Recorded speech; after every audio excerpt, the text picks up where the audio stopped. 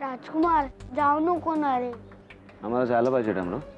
तुमच्या सगळ्यांची आम्हाला खूप काळजी वाटते आणि म्हणूनच आम्हाला जायला पाहिजे. पण आता तू इथून कुठे जाणार? माहित नाही. अजून कुठे आम्हाला आसरा मिळेल का नाही आम्हाला माहित नाही डमरू. पण जायला तर आम्हाला पाहिजेच. पण तू तर राजकुमार आहेस ना. सगळ्यांना सांग की तू कुठेच जाणार नाहीस. चांगली शिक्षा करते तर. राजकुमार आहोत. राजकुमार आहोत आम्ही, पण डोक्यावर छत्र नसले. चल आम्हाला तर निघाला हवं. कसा आहेस राज? मी ठीक आहे. तू कशी आहेस? ठीक आहे. गोदा काकू आणि घरातले बाकीचे कसे आहेत? सगळे ठीक आहेत. तुला खूप मिस करतात. आणि आता देवचं लग्न सुद्धा ठरलंय ना, कारण विक्रमने दादूंच्या सगळ्या अटी पूर्ण केल्यात. साक्षी, विक्रम सारखं मलाही माझं प्रेम सिद्ध करून दाखवावं असं वाटतंय. त्याची काही गरज नाहीये राज. माझ्यासाठी तू पोलिसांसमोर सरेंडर झालायस. हा निर्णय घेतल्यामुळे आता तुला काही करायची गरज नाहीये. आता फक्त न्यायालयाच्या निकालाची वाट बघते मी. मी सुद्धा. तुझ्यापासून मला किती वर्ष दूर राहावं लागणार आहे तेही मला कळेल. साक्षी, मला जर न्यायालयाने जन्मठेपेची शिक्षा दिली ना, तर मी त्यांच्याकडनं फाशीची शिक्षा मागून घेईन. कारण मी तुझ्याशिवाय जगूच शकणार नाही. राजकुमार जाऊ नकोस ना. जाऊ नकोस ना राजकुमार. जाऊ नकोस ना. जाऊ नकोस ना राजकुमार. जाऊ नकोस ना राजकुमार.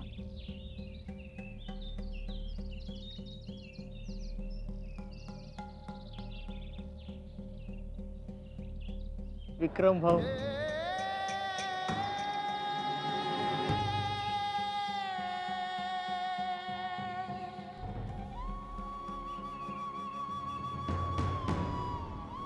आम्ही आता निघतो. माहित का,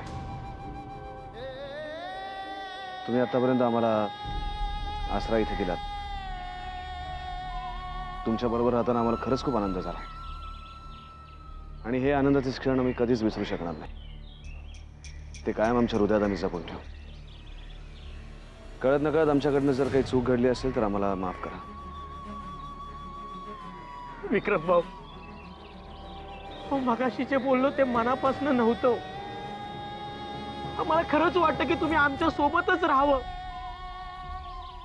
पण उद्या जर रणवीराजाची माणसं या वस्तीत राहायला आली तर आमची बायका मुलं रस्त्यावर येतील. 2 मिनिट.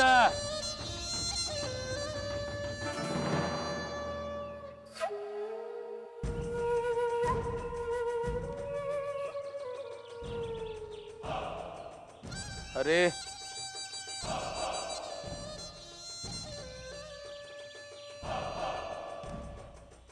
या.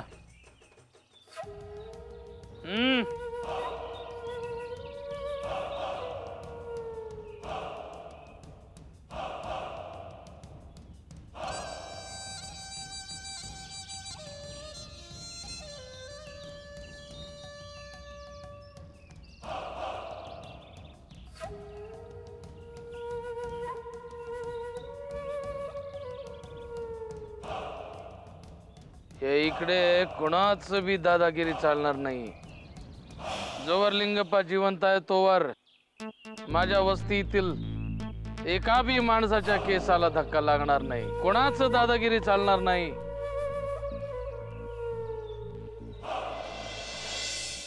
राज, प्लीज असं बोलू नकोस. असं काही होणार नाहीये.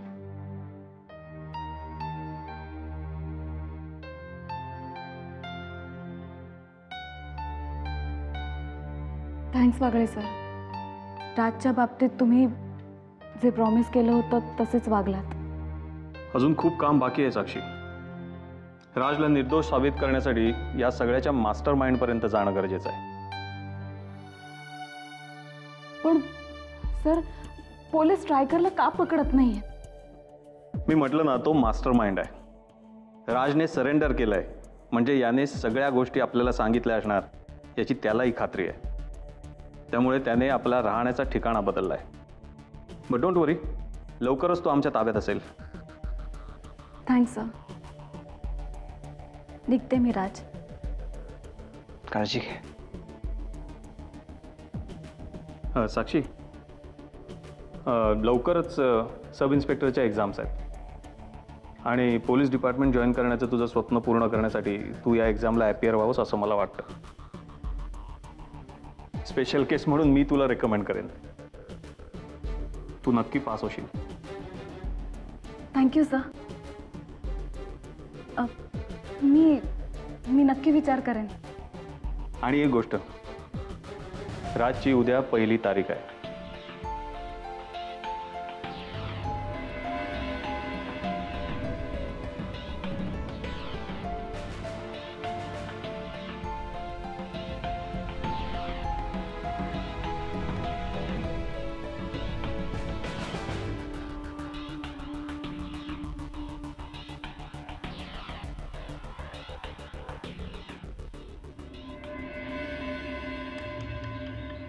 लिंगप्पा साहेब, आता यातून तुम्हीच काय तो मार्ग सांगा.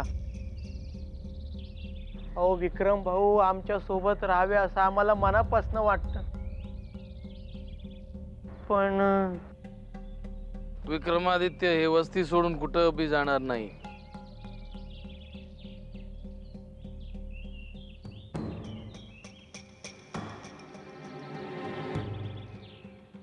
आम्हाला जाऊ द्या लिंगप्पा साहेब. या सगळ्या लोकांना आम्ही खूप जवळून ओळखतो. खूप साधी माणसं आहेत ते सगळे. आम्ही इथे राहिल्याने त्यांना त्रास व्हावा असं मनापासून आम्हाला वाटत नाही आणि तसा जर तो त्यांना झाला तर ते आम्हाला आवडणारही नाही. हे आमचं वस्ती आहे विक्रमादित्य. इकडं आमच्या बोलण्याशिवाय काही चालत नाही. एका माणसाच्या डोक्यावर आम्ही छत दिलं तर ते हिसकावून घेण्याचा अधिकार रणवीर राजेला पण नाही. आम्ही लोकांच्या घरातलं चूल पेटवतो, ते घर पेटवतात की हो. विक्रमादित्य, आणि तुम्ही हे आमचं वस्ती सोडून बाहेर जाऊन फार मोठं चूक करतात बघा. आणि हे विक्रमादित्य, रणवीर पेक्षा उद्या कर्तृत्ववान निघणार. त्याला मदत करण्यापेक्षा, काळजी घेण्यापेक्षा त्याला वस्तीच्या बाहेर जायला तुम्ही सांगतात. लिंगप्पा साहेब प्लीज, तुम्ही या सगळ्यांना दोष देऊ नका. तरी काही फरक पडणार नाही. आमचा इथनं निघून जाण्याचा निर्णय झालाय आणि त्यात आता बदल होणं शक्य नाही.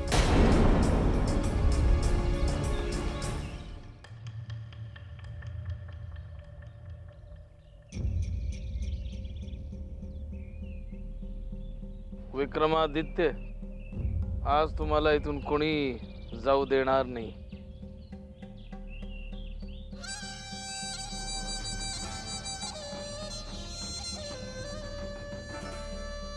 विक्रमादित्य, तुम्हाला ओळखण्यात माझी चूक झाली, मला माफ करा.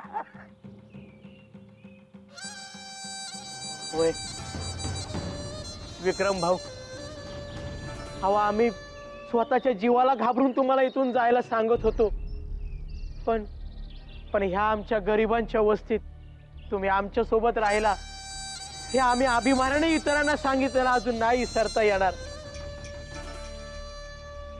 मी तुम्हाला हात जोडी विनंती करतो, अहो आता तुम्ही आमच्या सोबतच राहा.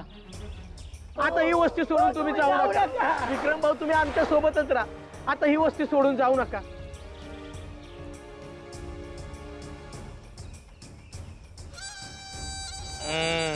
शबाश, आमचं भाऊ विक्रमादित्य, आमचं भाऊ विक्रमादित्य.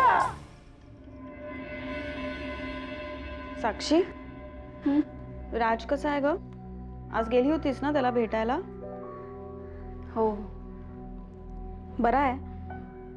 खूप शांत झालाय.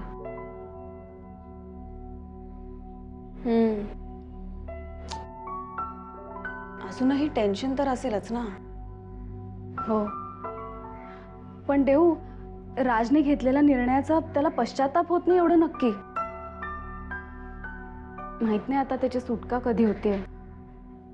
लवकरच लवकरच सुटका होईल. हो, इन्स्पेक्टर वागळेने तसं आपल्याला कबूल तर केलंय. ते म्हणालेत ना, राजला कमीत कमी शिक्षा देण्याचा ते पूर्ण प्रयत्न करणार आहेत. देऊ,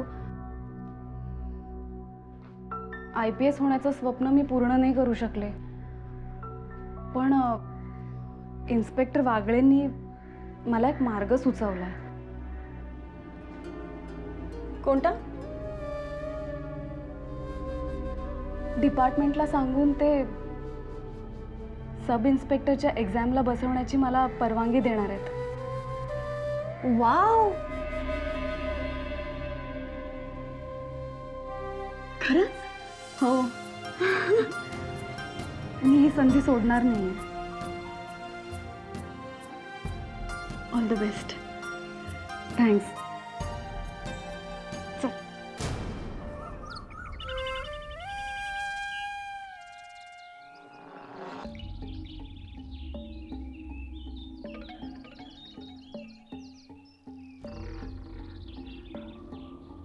काय हो, कसला विचार करताय? अभिलाषा, शेवटी जे होऊ नये ना तेच झालंय. विक्रम आणि देवयानीच्या लग्नाला विरोध करण्यामागे रणवीर राजेंनी दिलेली धमकी कारणीभूत आहे हे देवयानीला समजलंय. अरे वा, हो मग चांगलं झालं की. हे सगळं देवयानीला कळावं म्हणून मी किती धडपडत होते. पण ही आनंदाची बातमी सांगताना तुमचा चेहरा का पडलाय? अभिलाषा, ही वस्तुस्थिती देवयानीला समजल्यावरही ती विक्रमशी लग्नाचा विचार सोडून द्यायला तयार नाहीये. मला याची जास्त काळजी वाटते. काय म्हणजे एवढं सगळं घडल्यानंतरही ती ऐकायला तयार नाही? म्हणजे आता सगळं संपलं. स्वतः बरोबर आपल्याही आयुष्याची वाट लावणार आहे ती. अभिलाषा, तू काहीतरी बडबडू नको. हो, तुम्हाला अजून कसं समजत नाहीये? ते रणवीर राजे शिर्के आहेत. तुमच्या बाबांनी त्यांच्याबरोबर वाद घातल्यावर त्यांनी आपल्याला किती त्रास दिला होता हे विसरलात का? तरी नशीब तो वाद शाळेचा होता. पण आता देवयानीमुळे हा वाद त्यांच्या घरापर्यंत जाऊन पोहोचलाय. मला नाही वाटत आता ते फक्त धमकी देऊन थांबतील. ते आपल्या सगळ्यांना आता. अभिलाषा, तू जरा शांत राहा. बघ, मी आणि बहिणी देऊला समजवायचा प्रयत्न करतोच आहे. तरीही तिने नाही ऐकलं तर ती बाबांचा शब्द कधीच मोडणार नाही. ती बाबांचं ऐकेल असा उगाच गैरसमज करून घेऊ नका. मागच्या वेळेला बाबांनी तिच्या लग्नाला विरोध केला तेव्हा ती त्यांच्याशी कसा वाद घालत होती हे पाहिलंत ना तुम्ही. तुम्ही प्रयत्न करून काहीच होणार नाही. आता मलाच काहीतरी करायला पाहिजे. अभिलाष,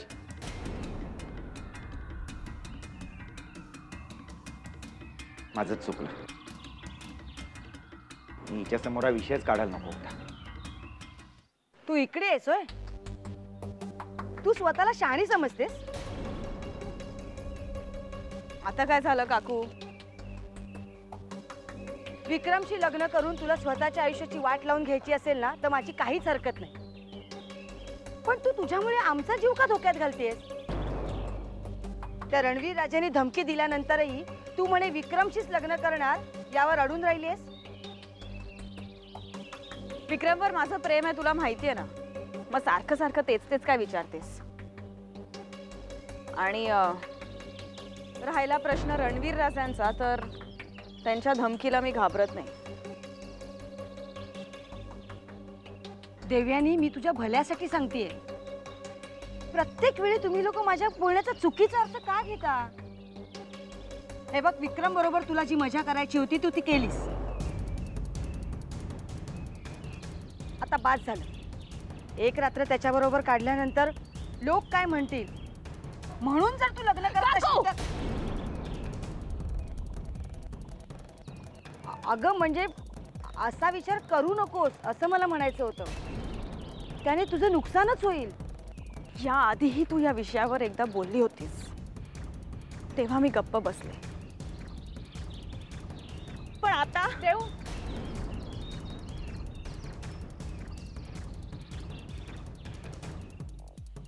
देव, हे काय चाललंय? हाय, तू मलाच विचारतेस? काकू आता काय म्हणाली ऐकलंस ना तू? तिला सांग ना, ती जे बोलली ते चुकीचं होतं. देव, काय चूक आणि काय बरोबर हे जाणून घ्यायची माझी इच्छा नाहीये. मला फक्त एवढंच समजतंय की अभिलाषाची बोलण्याची पद्धत चुकीची असली तरी तू विक्रमशी लग्न करू नयेस हे तिच्याप्रमाणेच मलाही वाटतंय. अजूनही वेळ गेलेली नाहीये. हे बघ, झालं गेलं विसरून जा. एक वाईट स्वप्न होतं असं समज. तुलाही असंच वाटतं? मला वाटलं होतं आई, तू तरी मला समजून घेशील.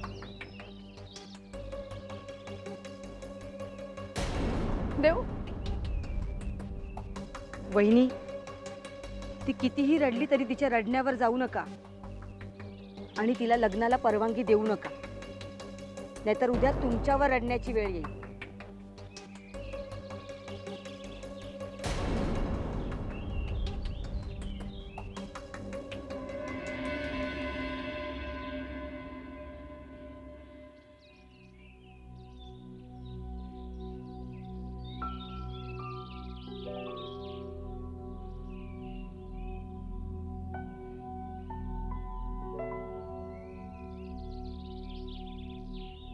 कटिंग.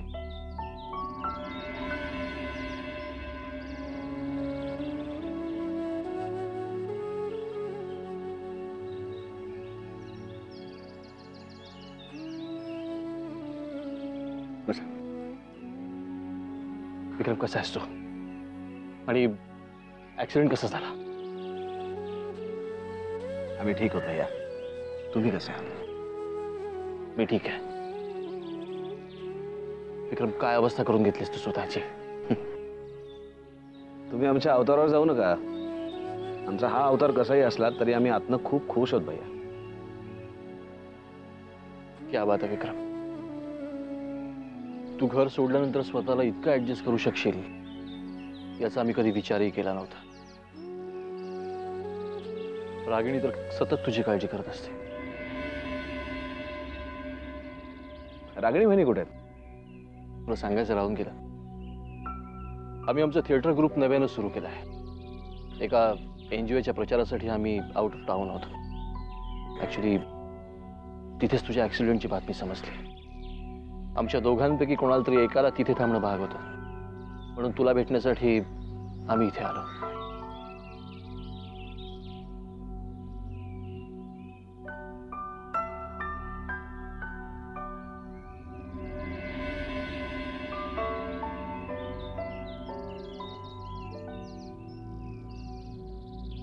भैया, असं काय बात आहे? तुझ्या या नवीन जगात तू खरंच सुखी आहेस? हो भैया.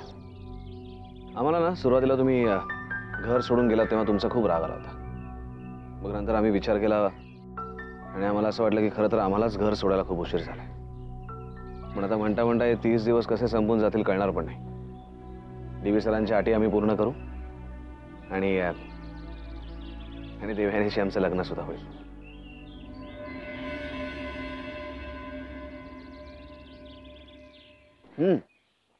दिल भैया, खरं तर या विषयावर आम्हाला तुमच्याशी बोलायचं पण आहे. तुम्ही कधी येताय परत दौऱ्यावरनं? लवकरच विक्रम. कारण आमच्या वतीने लग्नाची बोलणी तुम्हाला आणि रागिणी बहिणींनाच करायची. नक्की. ए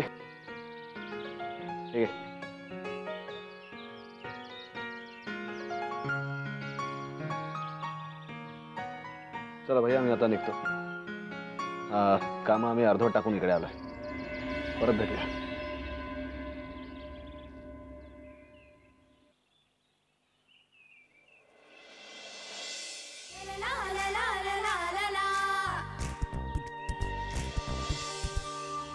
खुद ही को कर बुलंद इतना कि खुदा बंदे से खुद पूछे कि बता तेरी रजा क्या है.